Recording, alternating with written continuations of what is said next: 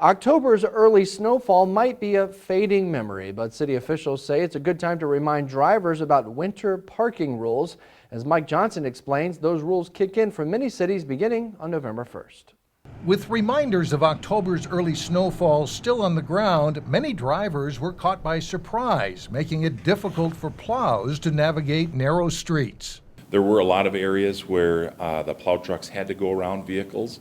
The downside is when that occurs, you get that big ridge of snow that's now going out into the middle of the street.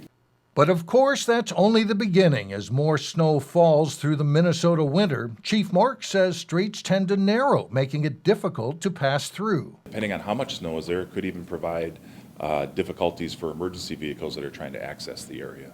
Parking restrictions start November 1st in cities like Lino Lake, Circle Pines, Lexington, Spring Lake Park, and Blaine. No parking is allowed during certain overnight hours.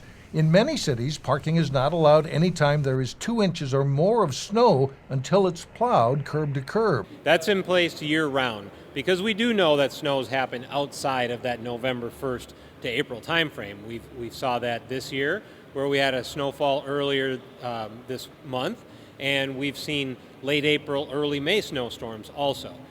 At the Blaine Public Works Garage, 16 plows stand ready for the next snowfall.